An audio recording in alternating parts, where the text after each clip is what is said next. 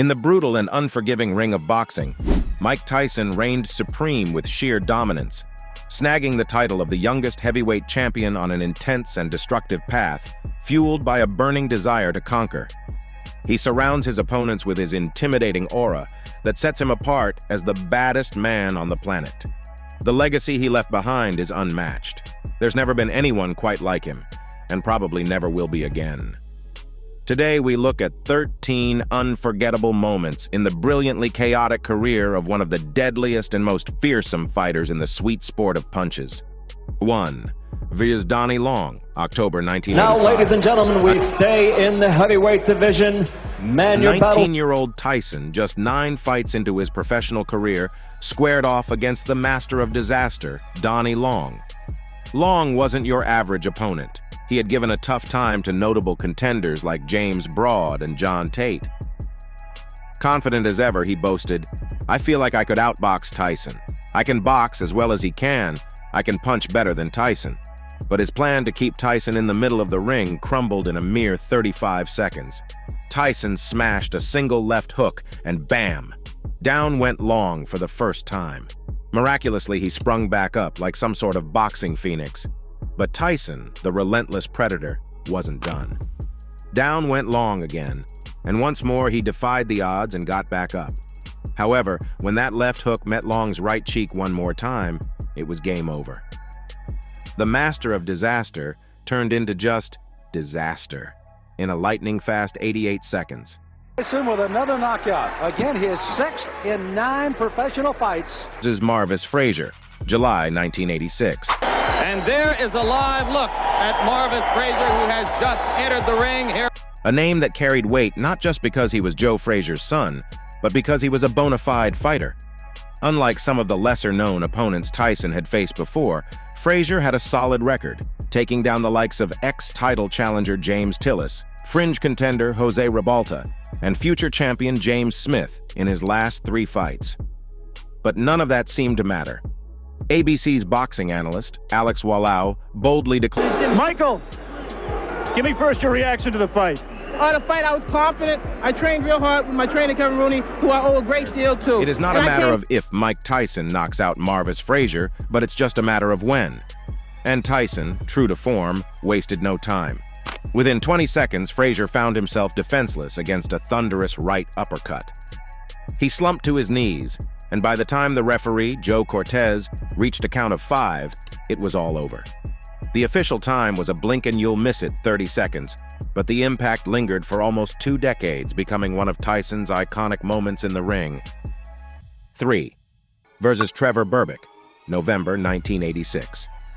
It's almost insane to believe that a 20-year-old Tyson, only 20 months into his professional career, fulfilled a prophecy left by his then-deceased trainer, Cus D'Amato, with a ruthless 2-round dismantling of WBC champion Trevor Berbick.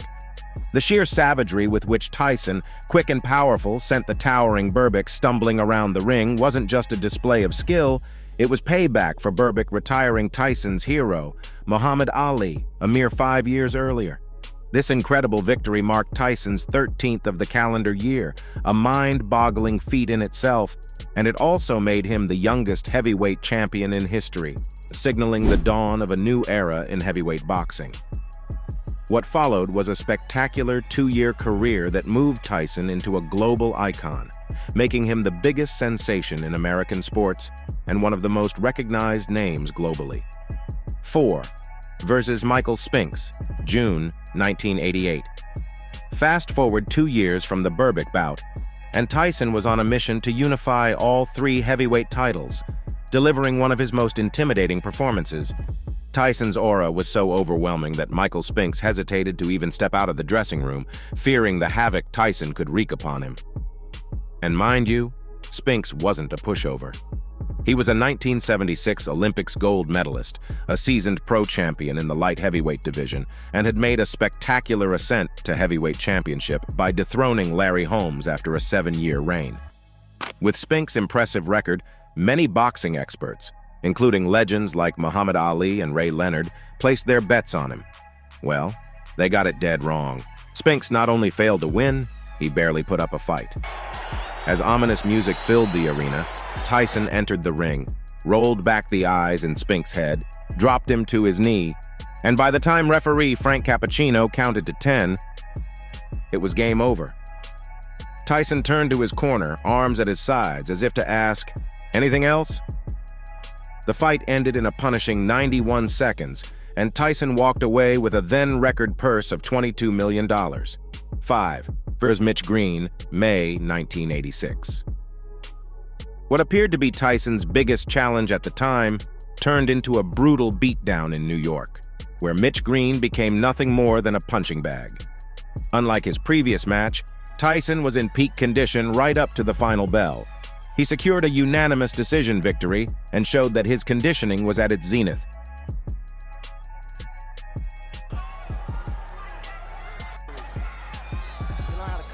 And the scoring by rounds as follows. Judge George DeGabriel observed the fight 8-2.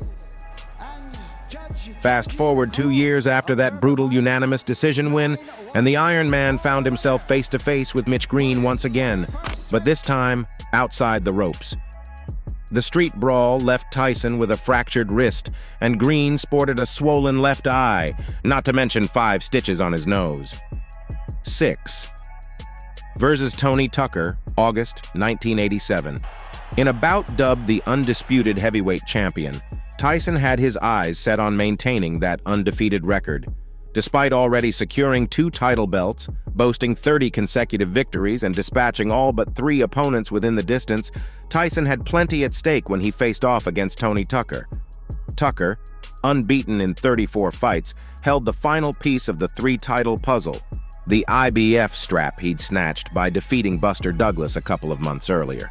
Tucker's strategy was labeled survivalist by Phil Berger of the New York Times, after the distance against the relentless onslaught of the 21-year-old slugger. But it was all a no-brainer in the end. The Iron Man secured his undisputed champion status by smashing Tony in a unanimous decision, unifying his WBC and WBA titles with the IBF belt. 7. Versus James Douglas, February 1990. In a twist that defied all odds, the 42-1 underdog James "Buster" Douglas accomplished what seemed nearly impossible at that time. Considering what we now know about Douglas's hidden skill set and Tyson's tumultuous personal life, this fight seemed like David having his way with Goliath. The 6'4" Douglas tapped into the grief of his recently departed mother and stood tall, refusing to yield even after being dropped by a vicious uppercut in round 8. Rising from the canvas, Douglas dramatically finished off Tyson, who seemed undertrained and bewildered in round 10. Fast forward a year, and Tyson found himself facing a different kind of battle, outside and inside the ring, including serving less than 3 years of a 6-year sentence. The narrative surrounding Tyson took an unexpected turn. 8. Versus Evander Holyfield, November 1996. Missing out on a chance to face Iron Mike 5 years earlier due to injury and Tyson's subsequent jail term, Evander Holyfield finally got his shot. At 34, and deemed by many as washed up, Holyfield pulled off a monster upset with an 11th round TKO. A mere 7 months later, the highly anticipated rematch, titled The Sound and the Fury, happened at the MGM Grand Garden Arena in Las Vegas. This bout marked a crucial moment for Tyson, who was a marketable pay-per-view commodity, stepping into the 3rd and final chapter of his unique career.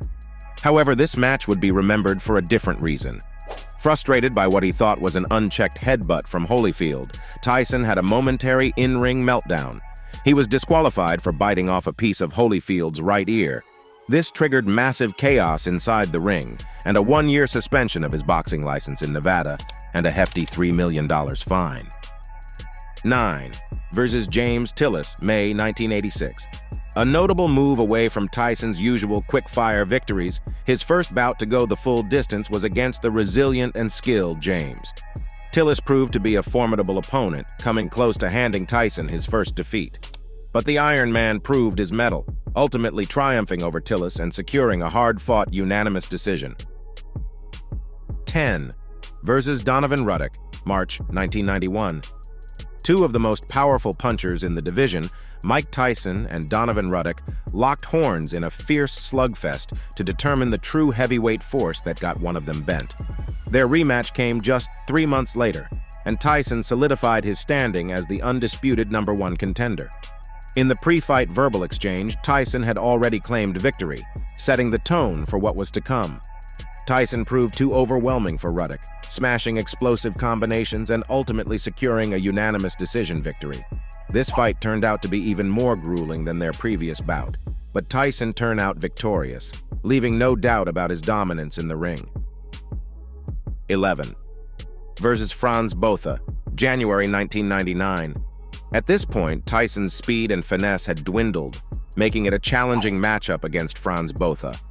Frustration got the better of Tyson early on, leading him to grab and attempt to break Botha's arm in the very first round. As the bout progressed, Tyson found himself trailing on the scorecards through 4 rounds.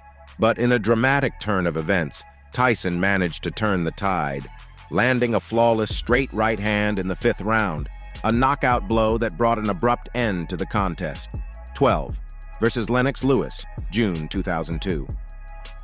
Just a week shy of his 36th birthday, Tyson had long surpassed his prime and was now more of an elite fighter in name only.